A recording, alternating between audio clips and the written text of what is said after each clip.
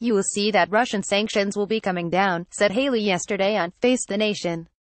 Secretary Mnuchin will be announcing those on Monday if he hasn't already, and they will go directly to any sort of companies that were dealing with equipment related to Assad and chemical weapons use. Russian sanctions will be coming down, at Nikki Haley tells at Mark Brennan https://t.co/yaoi9g4whkpic.twitter.com/grovkyo2new. Face the Nation, at Face the Nation, April 15, 2018. Upers, President Trump on Monday put the brakes on a preliminary plan to impose additional economic sanctions on Russia, walking back a Sunday announcement by U.S.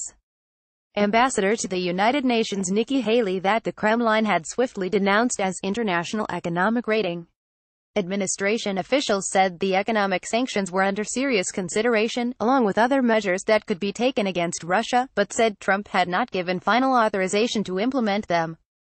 Administration officials said Monday it was unlikely Trump would approve any additional sanctions without another triggering event by Russia, describing the strategy as being in a holding pattern. Privately, another White House official said Haley got ahead of herself and made an error that needs to be mopped up. But other administration officials expressed skepticism that Haley had merely misspoken. They said Haley is one of the most disciplined and cautious members of the cabinet, especially when it comes to her public appearances. She regularly checks in with Trump personally to go over her planned statements before she sits for television interviews. Did Haley screw up and misunderstand Trump's position, or did Trump change his mind about sanctions sometime between yesterday morning and this afternoon, when the story above broke? The United States essentially has three Russia policies: the president's, the executive branches and Congress's, said a foreign relations professor to WAPO for a different story today, noting that Trump, his aides, and the Republicans and Democrats on the Hill all seem to display different levels of hawkishness towards Russia. It may be that some hawk in the White House leaned on Trump for guidance about sanctions. Trump said something vaguely committal, and that hawkish aide misinterpreted his intentions. If you prefer a more nefarious explanation, maybe that hawkish aide deliberately misunderstood the president's ambivalence and told Haley that sanctions were a go, expecting that once the new policy was announced publicly Trump would feel obliged to stand by it. But the detail about Haley usually consulting with Trump before TV appearances leaves you to wonder. Did Trump just change his mind overnight and hang her out to dry today? If you're grasping for reasons to explain why he might have done that, let me suggest two.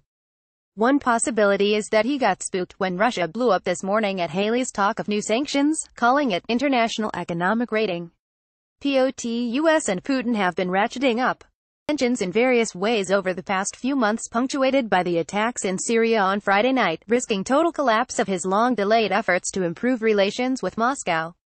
Maybe he saw their reaction to what Haley said, concluded that it was a bridge too far, and reversed himself to try to lower the tensions instead. Haley didn't have the policy wrong, in other words. That's just how the White House has to spin it to let Trump save face. Sometimes a deputy takes the fall for the boss.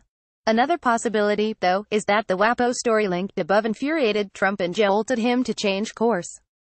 The headline is withering, almost deliberately provocative. Trump, a reluctant hawk, has battled his top aides on Russia and lost.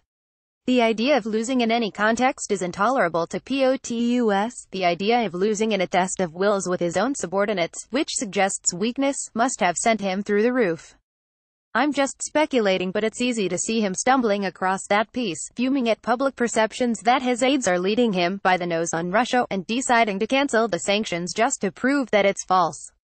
It'd be the same dynamic that first got Steve Bannon into hot water with Trump when he landed on the cover of Time as the great manipulator. Do not take credit from the president.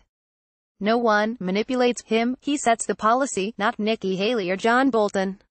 And so, poof, sanctions are up in smoke, just like that. Or, of course, you could take the hardcore Russiagate conspiracist line and believe that Putin dialed up Trump after he heard Haley mention sanctions, warned him to back off or else the compromat would emerge, and suddenly sanctions were gone lickety-split. Given that Trump just bombed his boy in Damascus, however limitedly, I'm going with one of the other theories.